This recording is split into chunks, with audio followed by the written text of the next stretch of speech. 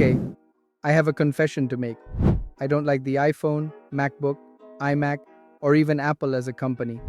But there's one Apple product that I've always wanted, an iPad. Sure, there are plenty of Android tablets, but the absolute best is always an iPad.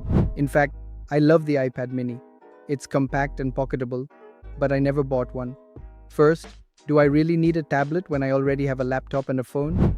And second, the iPad mini costs 50,000 rupees. That's a lot of money. So when this new tab came in, I thought it was just another Android tablet, but in reality, it's very similar to the iPad mini, even more powerful, and built by a laptop company, Lenovo. Before we dive into this exciting tech, let me tell you about budli.in, India's trusted marketplace for buying and selling refurbished smartphones. If you're looking for premium phones at affordable prices, budli.in has got you covered. Why spend extra when you can get top quality devices at a fraction of the cost? Check out budli.in for the best deals on refurbished phones. Hi, I'm Rohit Bagaria, founder and CVO at budli.in.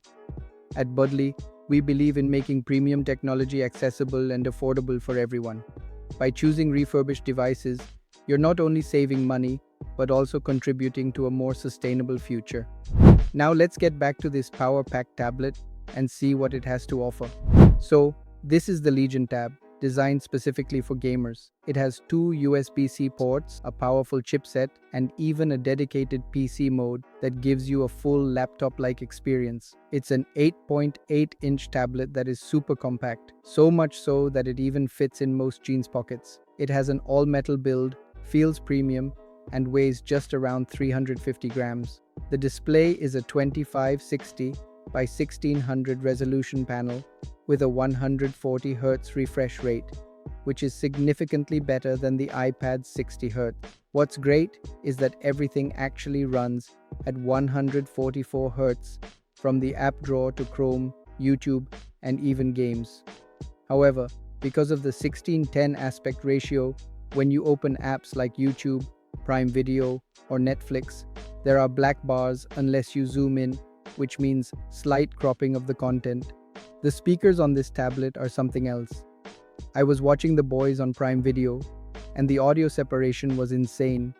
You can actually hear footsteps on one side, camera clicks in the center, and dialogues placed perfectly. It's honestly one of the best sounding tablets in this size.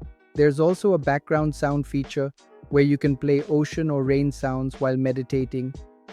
Performance-wise, this tablet holds its ground because of the Snapdragon 8 Plus Gen 1 processor, 12 GB of LPDDR5X RAM, and 256 GB UFS 3.1 storage. It even has a microSD card slot that lets you expand storage up to 1 TB.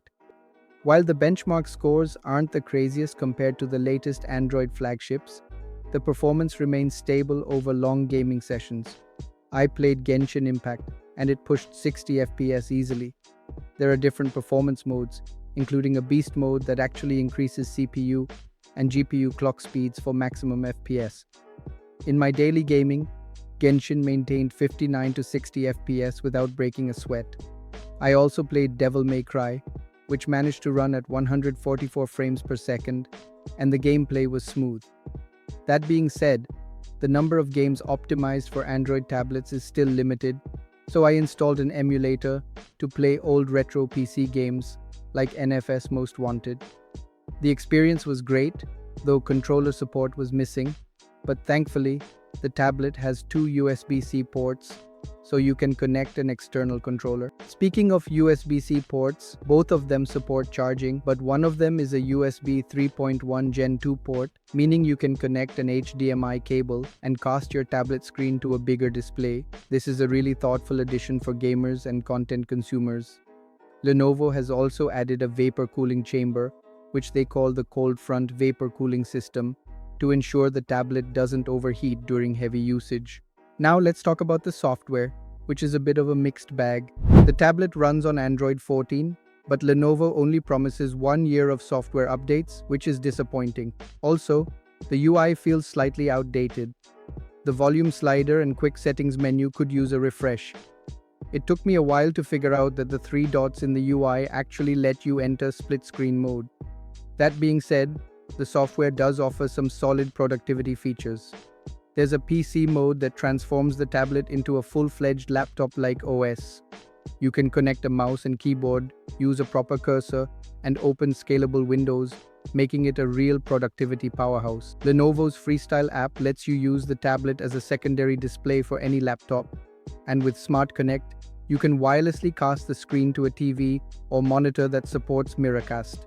So, while the UI may not be the best, Lenovo has added enough features to make up for it. The battery life is pretty solid with a 6550 mAh battery. Since tablets aren't used like phones all day, you can easily get 2 to 3 days of use with around 2 to 3 hours of gaming or media consumption per day. I usually charge it twice a week. It supports 45-watt fast charging, and you can charge it through either of the USB-C ports. At 34,999 rupees on Flipkart, Lenovo's attempt at a gaming tablet is impressive. It gets almost everything right at this price point. If you can grab it during a sale for under 30,000 rupees, it would be an amazing deal. The only thing Lenovo should work on is providing at least 2 to 3 years of software updates to ensure better longevity. Let us know if you'd like us to do a best tablet for every price range video. See you in the next one.